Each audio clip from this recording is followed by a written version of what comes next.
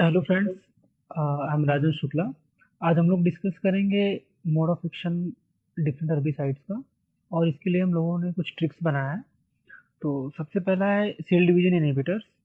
और इसके जो एग्जांपल्स हैं हम जनरली सारे बुक्स में हम देख सकते हैं। बट इसको याद करने के लिए हम लोगों ने कुछ ट्रिक्स बनाया है। तो फॉर सेल डिवीजन इनहिबिटर्स, जैसा कि होता है हम जब सीखना शुरू करते हैं इन आवर लर्निंग फेज, तो वहाँ पे हम सबसे पहले सीखते हैं ए बी सी डी। तो उस तरीके से यहाँ पे इसका एग्जांपल है एलाक्लोर ब्यूटाक्लोर। तो A is alachlor, B means butachlor. दूसरा है हमारा cell division inhibitors. Cell division inhibitors में यहाँ पे हमारा एक पार्टिकुलर असेंबली है, that is microtubule assembly inhibitor, जो कि इनहिबिट हो रहा है हमारे पेंडिमेथिलिन से और फ्लोक्लोरिन से। तो इसको याद करने के लिए हम लोगों ने ट्रिक बनाया है। जैसे हमने देखा कि अभी हम इनिशियल प्रोसेस में हम जब आप सीखते हैं तो ए बी सी डी करके, और जैसे हम जाते हैं किसी पार्टिकुलर सब्जेक्ट में, फिर किसी हम थोड़ा एडवांस फेज में जाते हैं, तो वहाँ पे हमें पेन या फिर फाइल्स की जरूरत पड़ती है। पेन मीन्स क्या, यहाँ पे पेंडिमेथिलीन हो गया, फाइल्स को हम रिलेट कर सकते हैं यहाँ पे फ्लोक्लोरिन से। नेक्स्ट वन है हमारा आरएनए सिंथेसिस। आरएनए सिंथेसिस, जैसा कि हम जानते हैं कि प्रोटीन सिंथेसिस में आरएनए का बहुत बड़ा रोल होता है। और प्रोटीन सिंथेसिस में दो स्टेजेस होते हैं, दैट इज ट्रांसलेशन और ट्रांसक्रिप्शन। तो यहाँ पे जो टी आर वर्ड है दैट इज ट्रांसलेशन, और यहाँ पे ट्राइफ्लोरुलिन, तो दोनों को हम रिलेट कर सकते हैं आरएनए सिंथेसिस इनहिबिटर से। और नेक्स्ट वन है हमारा डीएनए सिंथेसिस। और डीएनए सिंथेसिस का एग्जांपल है पैराक्वाड। तो इसको हम याद कर सकते हैं डीपी से, मीन्स हम अपना डीपी लगाते हैं ना, लाइक डिफरेंट सोशल मीडिया पे। तो इसको हम यहाँ पे रिलेट कर सकते हैं इसको डीपी से, that is DNA synthesis inhibitor is paraquat. And अगला है हमारा प्रोटीन सिंथेसिस। प्रोटीन सिंथेसिस का एग्जांपल है ऑलिमाइड ग्रुप। सो एमाइड क्या होता है कि प्रोटीन का प्रिकर्सर कंपाउंड होता है। तो एमाइड ग्रुप के हर्बिसाइड जैसे एलाक्लोर हुआ, ब्यूटाक्लोर हुआ, तो ये सब हर्बिसाइड क्या है कि इनिबिट करेंगे प्रोटीन सिंथेसिस को। नेक्स्ट वन है हमारा ग्लूटामिन सिंथेसिस। इसका एग्जांपल है ग्लूफोसिनेट और बाइलोफॉस। तो इसके लिए कोई पार्टिकुलर ट्रिक नहीं है, बट इसका इसको हम सिंपली देख सकते हैं कि जो स्टार्ट ये वर्ड शुरू हो रहा है ग्लूफोसिनेट एंड ग्लूटामिन, तो राइमिंग हो रहा है, तो इसको हम यहाँ से इसको रिलेट कर सकते हैं। नेक्स्ट वन इज डीएचपी, जो डाई हाइड्रोक्लोराइड सिंथेसिस इनहिबिटर है। आजकल क्या है कि एग्जामिनेशन में वो कॉमन एग्जांपल्स को ना देके वो थोड़ा पार्टिकुलर मोड ऑफ एक्शन को देते हैं, जैसे डीएचपी हुआ, पीपीओ हुआ। तो इन सब चीज़ों को हमें थोड़ा सा अच्छे से देखना होगा। तो इसका एग्जांपल है एसुलैम। तो इसको याद करने के लिए हम लोगों ने ट्रिक बनाया है। जैसे डीएचपी होता है, यहाँ पे एचपी में क्या है कि डीएचपी में एचपी कॉमन है, एचपी का जैसा we all know that HP का एक लैपटॉप होता है। तो ये क्या होता है कि लैपटॉप ड्यूरेबल होता है, फंक्शनिंग इसकी अच्छी होती है। तो हम क्या होता है इससे, जब हम इसको परचेज करते हैं तो हमारा पैसा वसूल हो जाता है। तो इसको हम रिलेट कर सकते हैं एसुलैम, डीएचपी एसुलैम।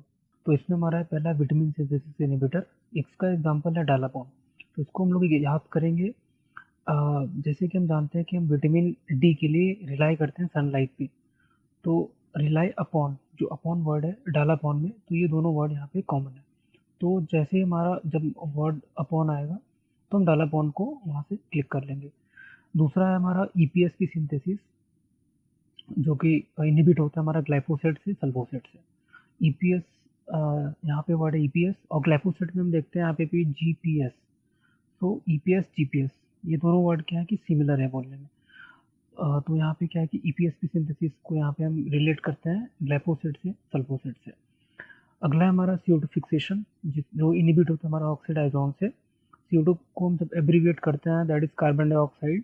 तो इसमें जो ऑक्साइड वाला पोर्शन होता है, वो ऑक्सीड आइजोन से हम इसको याद कर सकते हैं कि CO2 फिक्सेशन जो होता है वो इनहिबिट होता है ऑक्सीड आइजोन से। अगला है हमारा ब्लीचिंग या फिर पिगमेंट सिंथेसिस इनहिबिटर। इसके एग्जांपल है एमिट्रॉल, नॉरफ्लोराजोन। तो इसका जो याद करने का ट्रिक है वह जैसे कि हम जानते हैं हमारा पिगमेंट से हम यहाँ पे पिग वर्ड ले लेते हैं। पिग का जो पॉपुलेशन होता है वो सबसे ज़्यादा असम में पाया जाता है। तो असम मीन्स एम, तो यहाँ पे एमिट्रॉल आएगा। एंड असम क्या है कि अभी नॉर्थ ईस्ट का बहुत ही वाइब्रेंट डेवलपिंग स्टेट है। तो नॉर्थ ईस्ट, तो यहाँ पे नॉर्थ ईस्ट से हम ले लेंगे नॉरफ्लोराजोन। तो ब्लीचिंग या फिर पिगमेंट को जो सिंथेसिस इनिबिट करते हैं इनको, वह है एमिट्रॉल और नॉरफ्लोराजोन। अगला है हमारा पीपीओ, जो कि हमारा प्रोटोपोरफायरिनोजन ऑक्सीडेज, जो क्लोरोफिल के बायोसिंथेसिस में बहुत ही इंपॉर्टेंट रोल प्ले करता है। तो इसका जो हर्बिसाइड जो इनहिबिट करते हैं वो है ऑलफेन हर्बिसाइड लाइक नाइट्रोफेन। एंड दूसरा हमारा ऑक्सीडाजोन है सल्फेट्राजोन। इसका जो याद करने का ट्रिक है, तो यह हमारा जो पीपीओ होता है, दैट इज इसको एब्रिवेट करते हैं assume that public private organization. तो जो हम पब्लिक प्राइवेट ऑर्गेनाइजेशन का कोलैबोरेशन देखते हैं वो बहुत ही वन एंड ऑफन, मतलब बहुत ही आजकल हमें देखने को मिल रहा है। जो पब्लिक और प्राइवेट का ऑर्गेनाइजेशन का जो कोलैबोरेशन है वो बहुत ही ऑफन है। तो ऑफन से जो हमारा वर्ड है ऑलफेन ग्रुप हर्बिसाइड वो हो जाएंगे। एंड ऑक्सीडाजोन में हम देख रहे हैं वन कॉमन आ रहा है, एंड सल्फेट्राजोन में भी वन कॉमन आ रहा है। सो वन एंड ऑफन ये हम रिलेट कर सकते हैं यहाँ पे, जो एग्जांपल है जो पीपीओ एंजाइम को इनिबिट करते हैं। अगला है हमारा PS1 प्रोटोसिस्टम 1 इनिबिटर। एग्जांपल जो अल्क्वाट हर्बिसाइड हो, जैसे डाइक्वाट हुआ, पैराक्वाट हुआ। तो इसका जो ट्रिक है याद करने का वो है PS1, जैसे कि हम लोगों ने देखा रिसेंटली मूवी रिलीज हुई थी PS1 एंड PS2।